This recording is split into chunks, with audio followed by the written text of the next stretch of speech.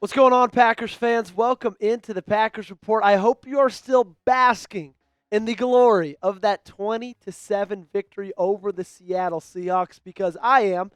But I'm not basking in it as much as I am excited that we got regular season football coming up real soon.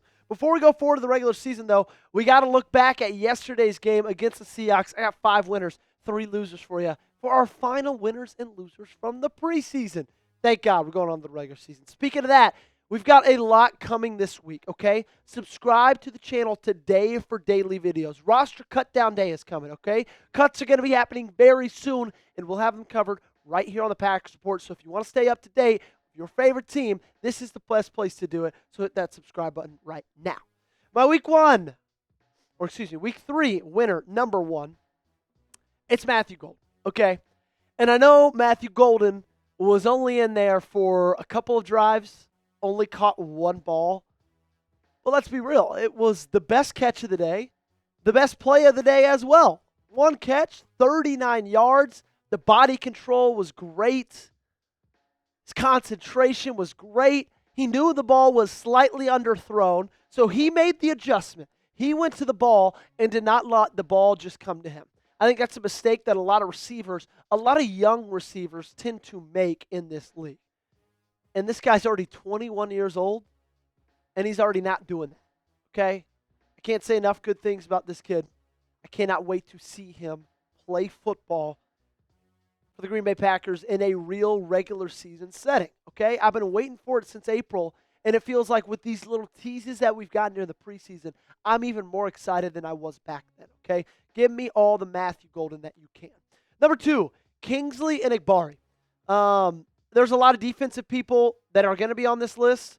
There's a lot of defensive people that are probably going to be off of this list, like Tyron Hopper, okay? He's not going to be on this list, but he's been unbelievable throughout this preseason. Kingsley Enagbare, he makes it. He's made it before, and he's going to make it again, okay? I know only 2 tackles on the stat sheet for Kingsley, but just the way he's been pressuring the quarterback and making plays like recovering that fumble and then picking it up and taking it back for a touchdown, which ultimately got called back. It was electric anyway. I don't care what you have to say about it. Just what he's been doing in this preseason, even though he got told a couple of weeks ago, look, Lucas Van Ness is going to be the starter. We're rolling with LVN. He doesn't care. He comes out there. He balls out.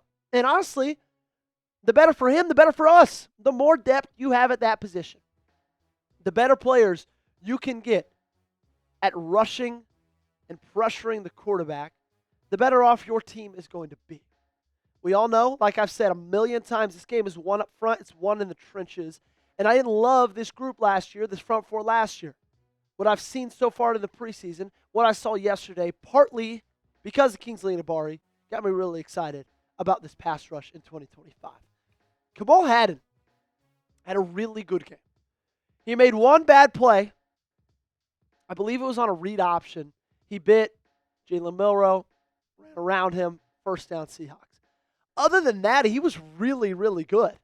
Had a couple of pass breakups, made a couple of really good tackles. I really liked what I saw from Kamal Hadden today. And I don't know where his future lies in Green Bay when it comes to the 53-man roster. If I had to bet on it, I don't think he makes it. I think he probably gets relegated to the practice squad or something. But you never know. Maybe they saw something today that they've just been waiting to see, and now they're ready to roll with it, okay? But Kamal Hadden, I think, is going to be a winner. Thought he played great yesterday. I love his approach to the game. He's a little bit fiery. I like my cornerbacks to be a little bit more fiery, and he's got that in him. And I think it was a great response by the young player who didn't start off very strong, but ended it really, really strong. Speaking of young players, let's talk about Taylor Elgersma, the guy who was invited for a tryout back in June, maybe May. And now we're talking about him as one of the winners in preseason week 3. Now, he only passed for 33 yards. I get it. There's a lot that he still has to improve on. But the kid makes some plays. He does. Avoided 2 sacks. Pitched it to the tailback. One time it was Lamar Johnson. One time it was Davis Price. They did the rest. He avoided a sack while being sacked. Pitched it to them. They got the first down. Johnny Football-esque, right? And when he got signed, we told you, look, this guy's a gunslinger. He's got a great arm. He's incredibly raw right now, okay? And I love the fact that he is in the arms of Matt LaFleur. okay? I think if anybody can develop quarterbacks in this league, it is Matt. And so, do I think he's going to make an impact in the regular season? No. Do I think he's going to make the roster? No, I do not. I don't even know if he's above Sean Clifford. But I've really liked what I've seen from Elgersma so far. I'm really excited to see where his skills kind of cultivate and turn into. Fifth winner of today, we got to give them their flowers because they struggled in the first 2 weeks of this preseason. The secondary was great tonight. They were flying around, making a ton of plays. Okay? Now, part of that was because the defensive line was so great. Jalen Milroe did not have a lot of time to throw, but I saw more pass breakups, more almost interceptions today than I've seen pretty much in all of this preseason combined. Okay? And I just really, really like this depth, and I like these guys that we've got right here in the secondary. Okay? They're showing me a lot of good things, a lot of things that I can be excited about, and a lot of things and reasons that you should be excited about them as well. We got more to talk about. Before that, I got to talk about our awesome sponsor today, and that is our friends at Underdog. With Underdog, it's easy. 4 words. Make picks, win money. I'll add 2 more. Have fun as well, because guess what, guys? Football is back. And Underdog is the best place to make picks and win money all season long. Let's cut to the chase. If you download the app today and sign up with promo code PackersReport, you score $50 in bonus funds when you play your first $5. Playing on Underdog is easy. Just pick whether your favorite players will go higher or lower on stats like touchdowns, receiving yards, interceptions, and more. Get your picks right, and you could win up to 5,000 times your cash. You can play with as little as $1. Packers, Seahawks, here's the lineup. Higher on Israel Abanikanda, 21.5 rushing yards. Jalen Milroe lower on 166.5 passing yards.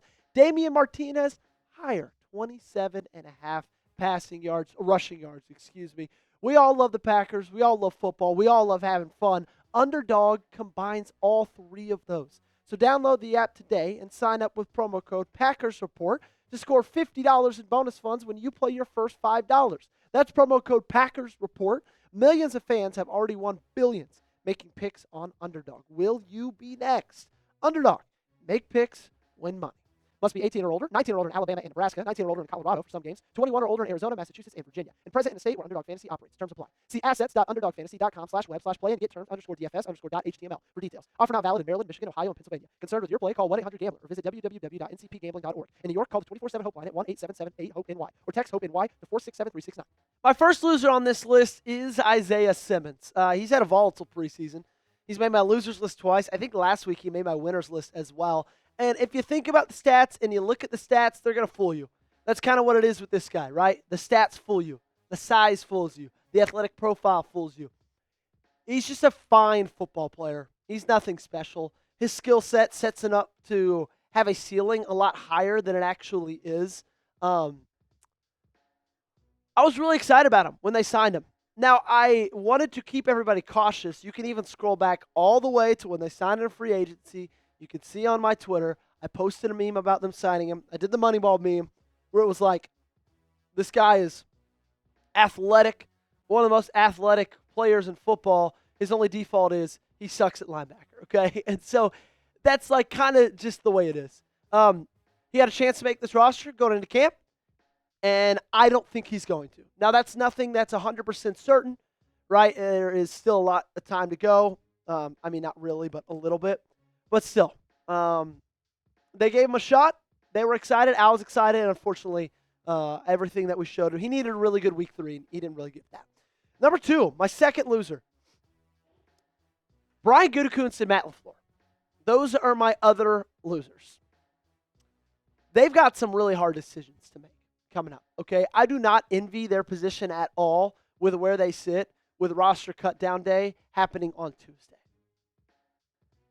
There's going to be a lot they have to decide. Okay, they're going to have to make some tough running back cuts, some tough linebacker cuts, some tough defensive line cuts. They've got to make tough cuts pretty much everywhere, all across the board, in all position groups.